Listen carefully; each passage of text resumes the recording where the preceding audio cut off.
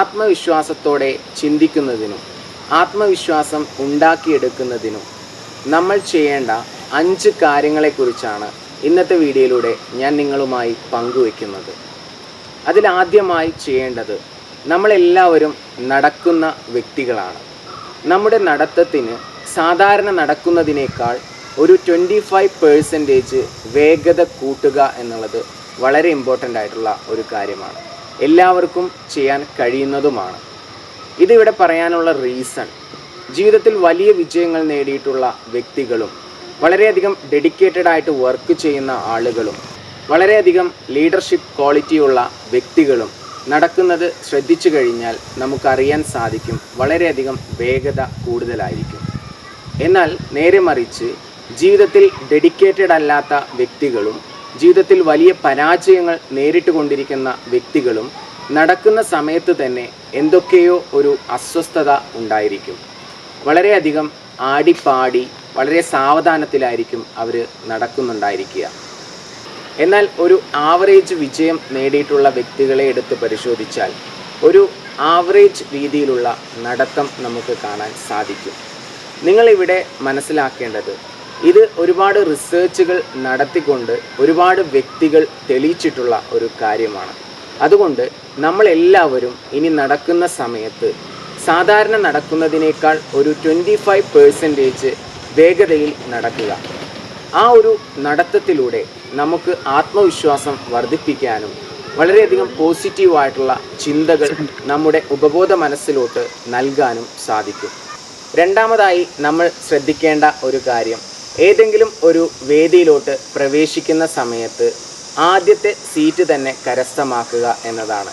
ഇനിയിപ്പോൾ ആദ്യത്തെ നിരയിൽ കംപ്ലീറ്റ് ഫില്ലാണെങ്കിൽ രണ്ടാമത്തെ നിരയിൽ തന്നെ നിങ്ങൾ സീറ്റ് കരസ്ഥമാക്കുക. എപ്പോഴും ഒരു മുൻനിരക്കാരനാവുക എന്നതാണ് ഇതുകൊണ്ട് ഉദ്ദേശിക്കുന്നത്. നേരെ മറിച്ച് മുൻപിലെല്ലാം സീറ്റ് ഒഴിഞ്ഞു കിടപ്പുണ്ട്, നിങ്ങൾ പുറകിൽ പോയി ഇരിക്കുകയാണെങ്കിൽ എന്താണ് സംഭവിക്കുക? നിങ്ങളുടെ ഉപബോധ മനസ്സിലോട്ട് നിങ്ങൾ തന്നെ ഇൻഡയറക്റ്റ് ആയിട്ടുള്ള ഒരുപാട് നെഗറ്റീവ് മെസ്സേജുകൾ നൽകിക്കൊണ്ടിരിക്കും. അത് നമുക്കറിയില്ല, നമ്മൾ കോൺഷ്യസ് ആയിട്ടല്ല അത് നൽകുന്നത്. പക്ഷേ നമ്മൾ ചെയ്യുന്ന ഈ ഒരു പ്രവൃത്തിയിലൂടെ ഇൻഡയറക്റ്റ് ആയിട്ടുള്ള ഒരുപാട് നെഗറ്റീവ് മെസ്സേജുകൾ നമ്മൾ ഉപബോധ മനസ്സിലോട്ട് നൽകുന്നുണ്ട്.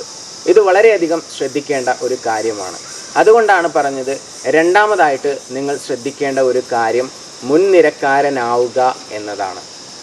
ആദ്യം നമ്മൾ പറഞ്ഞത് സാധാരണ നടക്കുന്നതിനേക്കാൾ ഒരു 25% വേഗത കൂട്ടി നടന്ന് ശീലിക്കുക. ആത്മവിശ്വാസമുള്ള വ്യക്തികൾ നടക്കുന്നത് പോലെ ആക്ട് ചെയ്യുക. രണ്ടാമതായിട്ട് ഏതൊരു വേദിയിൽ പോയാലും ഒരു മുൻനിരക്കാരനാവുക എന്നതാണ്. ഇനി മൂന്നാമതായിട്ട് നിങ്ങൾ എന്താണ് ചെയ്യേണ്ടത്? ഏതൊരു വ്യക്തിയോടും സംസാരിക്കുന്ന സമയത്ത് മാക്സിമം അദ്ദേഹത്തിൻ്റെ കണ്ണിൽ നോക്കി സംസാരിക്കാൻ വേണ്ടി ശ്രമിക്കുക.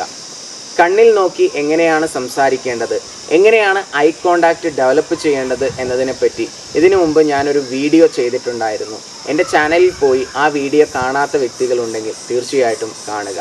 മൂന്നാമതായിട്ട് ഞാൻ നിങ്ങൾക്ക് പറഞ്ഞു തരുന്നത് ഐ കോണ്ടാക്റ്റ് മെയിൻറ്റെയിൻ ചെയ്യുക എന്നതാണ്. ഐ കോണ്ടാക്റ്റ് മെയിൻറ്റെയിൻ ചെയ്യുന്നതിലൂടെ നമുക്ക് ആത്മവിശ്വാസത്തോടെ ചിന്തിക്കാനും ആത്മവിശ്വാസം വളർത്തിയെടുക്കാനും സാധിക്കും. ഇനി നാലാമതായിട്ട് നമ്മൾ എന്താണ് ചെയ്യേണ്ടത്? നന്നായിട്ട് സംസാരിക്കുക. അപ്പോൾ സർ, സംസാരിക്കാനുള്ള ഓപ്പർച്യൂണിറ്റി എവിടെ നിന്ന് കിട്ടും എന്ന് ചോദിച്ചാൽ, നിങ്ങൾ ഏതെങ്കിലും ക്ലബ്ബുകളിലോ അല്ലെങ്കിൽ ഏതെങ്കിലും ഓർഗനൈസേഷനിലോ ഒക്കെ മെമ്പർഷിപ്പ് എടുക്കുക. മെമ്പർഷിപ്പ് എടുത്താൽ തീർച്ചയായിട്ടും മീറ്റിങ്ങുകളും മറ്റും എല്ലാം ഉണ്ടാകും. ആ സമയത്ത് എന്തെങ്കിലും ഒക്കെ ഡിസ്കഷൻ വരുന്ന സമയത്ത് നിങ്ങൾ ഓപ്പണായിട്ട് നിങ്ങളുടെ സജഷൻസ് പറയുക. ഓപ്പണായിട്ട് നിങ്ങളുടെ അഭിപ്രായം അവിടെ രേഖപ്പെടുത്തുക. അപ്പോൾ ഓപ്പണായി സംസാരിക്കുന്ന ഒരു ശീലം ഡെവലപ്പ് ചെയ്തെടുത്താൽ തീർച്ചയായിട്ടും നമുക്ക് ആത്മവിശ്വാസത്തോടെ ചിന്തിക്കാനും ആത്മവിശ്വാസം ഉണ്ടാക്കിയെടുക്കാനും സാധിക്കും. ഒന്നുകൂടി പറയാം, നാലാമതായിട്ട് നമ്മൾ പറഞ്ഞത് നന്നായി സംസാരിക്കുക എന്നുള്ളതാണ്. നന്നായി സംസാരിക്കാനുള്ള ഓപ്പർച്യൂണിറ്റീസ് എവിടെയൊക്കെ ഉണ്ടോ അവിടെയെല്ലാം നമ്മൾ എത്തിച്ചേരുക, അവരോടെല്ലാം സംസാരിക്കാനുള്ള ആ ഒരു മനസ്സ് കാണിക്കുക. ദെൻ അഞ്ചാമതായിട്ട് എന്താണ് നമ്മൾ ചെയ്യേണ്ടത്? നന്നായിട്ട് സ്മൈൽ ചെയ്യുക എന്നതാണ്. ഏതൊരു വ്യക്തിയോടും നമ്മൾ രാവിലെ എണീറ്റതിന് ശേഷം രാത്രി കിടക്കുന്നതിന് മുമ്പ് ഒരുപാട് പേരെ മീറ്റ് ചെയ്യുന്നുണ്ട്. വീട്ടുകാരെ മീറ്റ് ചെയ്യുന്നുണ്ട്, സുഹൃത്തുക്കളെ മീറ്റ് ചെയ്യുന്നുണ്ട്, കൊളീഗ്സിനെ മീറ്റ് ചെയ്യുന്നുണ്ട്, ഓഫീസിൽ പല ക്ലയൻസും വരുന്നുണ്ട്. നിങ്ങൾ ഏത് മേഖലയിലാണോ പ്രവർത്തിക്കുന്നത് അതുമായി ബന്ധപ്പെട്ട് ഒട്ടനവധി വ്യക്തികളെ രാവിലെ മുതൽ വൈകുന്നേരം വരെ നമ്മൾ മീറ്റ് ചെയ്തുകൊണ്ടേയിരിക്കുന്നുണ്ട്.